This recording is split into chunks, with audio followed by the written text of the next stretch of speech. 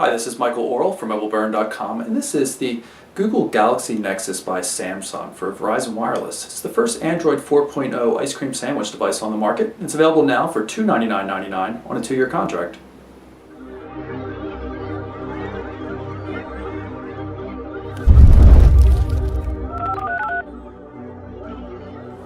So let's pull the device out of the box. Up front and center, of course, is the Galaxy Nexus itself. Turn that on and set it aside. Doesn't appear to be any documents in here. This is the 4G LTE SIM card. It's been pre-installed by Verizon. Galaxy Nexus consumer information, product safety and warranty information, and of course a startup guide. Right here we appear to have a set of headphones. Yep, stereo earbud headphones, nice metal chrome trim on them.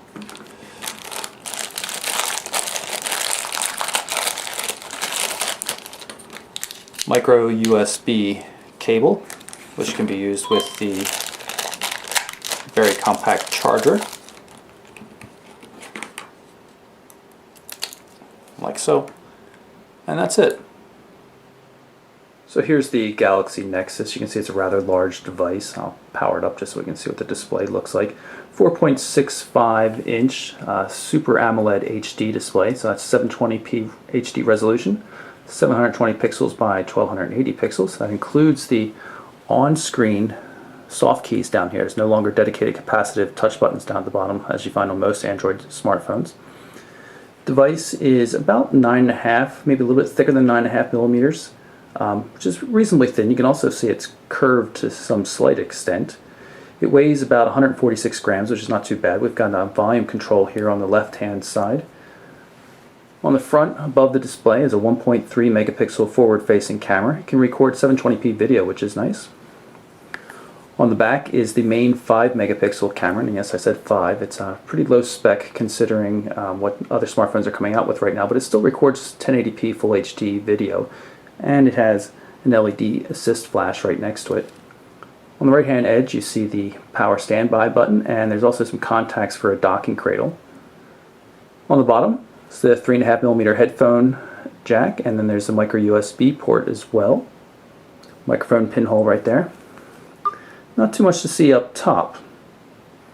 If we pull off the rear cover, we'll gain access to the 1,850 milliamp hour battery, which is good for 12 hours of talk time, or about 6.3 days of standby time according to Verizon Wireless.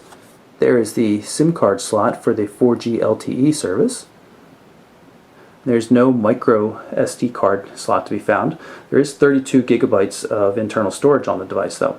In terms of processing power, we've got a 1.2 gigahertz dual core TIO map processor, and that's got a full gig of RAM backing it up. The back of the phone here, it's a flexible piece of textured plastic. It's not the richest feeling material in the world, but it's definitely better than some of the devices we saw from Samsung maybe a year plus ago that had gloss backs. In general, the phone feels pretty solid, nicely built. No one's going to mistake it for like the metal construction on the Droid Razr or the iPhone 4S, but still it's quite nice. And you can see the display is really fantastic. The Super AMOLED HD colors are really, really bright and vivid. You can see that our phone's running Android version 4.02 Ice Cream Sandwich. Update came as soon as I took the device out of the box and powered it up. In addition to the previously mentioned 4G LTE support, there's also CDMA support. No world roaming global capabilities though. Wi-Fi 802.11a, b, g, and n are on board, as is Bluetooth 3.0. Without getting into too many specifics and potentially showing how little I've used Ice Cream Sandwich at this point, I'm going to give you a quick tour of the home screen and main menu. First of all, here is the 5-panel home screen. You swipe left and right. There's no pinch gesture on this version, although I'm sure we'll see that on customized versions that come from manufacturers later. Notification area remains at the top, unlike Honeycomb, but you do have a Honeycomb style link to the settings. The on-screen buttons for back, home, and multitasking are there. There's no dedicated search button anymore, but you do see that the The search box is always at the top of the screen when you're into home screens. This is the task switcher. It allows you to switch between applications. So let me launch something here like the movie studio, and then I'll launch a different application like maybe the calendar, and then you can see I can hit the task switching button here and quickly switch between applications. Say there's the camera right there, and jump into that quickly. Notice when you're in some full screen applications or things where it's just don't want the buttons to be too obvious, you'll see little dots here just like you see in Honeycomb. You can tap on those. They still act as task switcher, home, and back, and they still work, and as soon as you tap on them they go to their full size so you can see them. You also note that the user interface works well in landscape mode as well. The home screen does not function in landscape though. We'll jump into the main menu here, so in the center. A lot of these apps I installed myself. They're not pre-installed. A lot of games from the 10-cent promotion that Google's been running. And notice the nice transitions. Good 3D effects. Like Honeycomb, you have some widgets built into a menu rather than just getting to them by long pressing on the screen. In fact, you can't get to them by long pressing on the screen anymore. You also notice that in the main menu we've got quick access to the Android market. Long pressing on the screen is still used for changing wallpapers though. It's about the only thing left on the home screen that it does. So they haven't gotten away from long presses entirely, but they're definitely moving in that direction. You can see we've got folder support. Works quite well. Very easy to do, just like it would be on an Apple iOS device. You just grab a shortcut and drag it onto another one, and all of a sudden you've got a folder.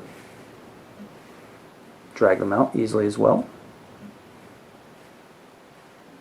In addition to customizing the home screens, you can also customize the shortcuts at the bottom. Say I wanted to put email there, I could just long press on messaging, drag it up, and drag email down there.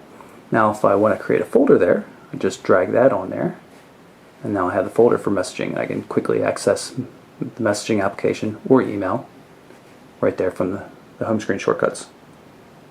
One of the things I noticed with Ice Cream Sandwich is that the user interface color scheme is not exactly consistent. You can see the home screen and notification area and even the main menu are all bright colors on black. You get into contacts, however, all of a sudden things are inverted and you've got bright colors and white everywhere. It's still quite nice looking, but it's just a big difference from the rest of the phone, and it just looks like a totally different group developed it inside of Google. By now you've probably noticed that there's no dedicated menu button, even on the soft keys down at the bottom.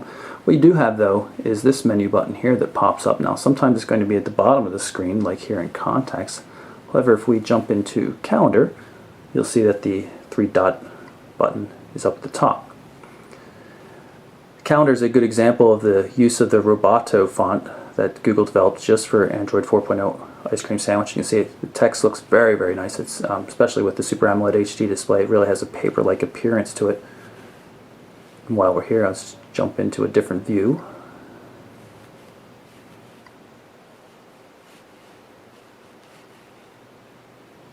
We'll jump into the notification area, so you can see we have a notification for text messages. Now I can just tap on this to go directly to text messaging. I can clear them all by hitting the X, and I can individually clear notifications by swiping them left and right. Now we still want to see that message though, so I can show you the Android 4.0 keyboard. But first of all, here's a quick look at the threaded text messaging. Tap here to bring up the keyboard.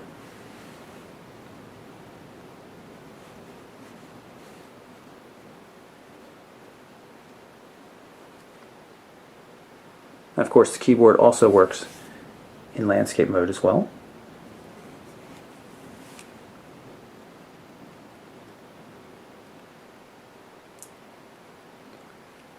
I'm going to misspell it. You can see I typed another incorrectly, and it's going to automatically replace that. And just because this is an LTE device, I wanted to show you some of the LTE 4G data speeds. Gotten some reasonable download speeds considering a relatively weak signal here in my office. Upload speeds have been pretty weak though. You can see I've not even, except for that one instance there, broken the 1 megabit per second mark. A Motorola Droid Razr sitting in the same location has actually been getting twice or more the upload speeds that the Galaxy Nexus has been getting. So that's my initial look at the Google Galaxy Nexus by Samsung for Verizon Wireless.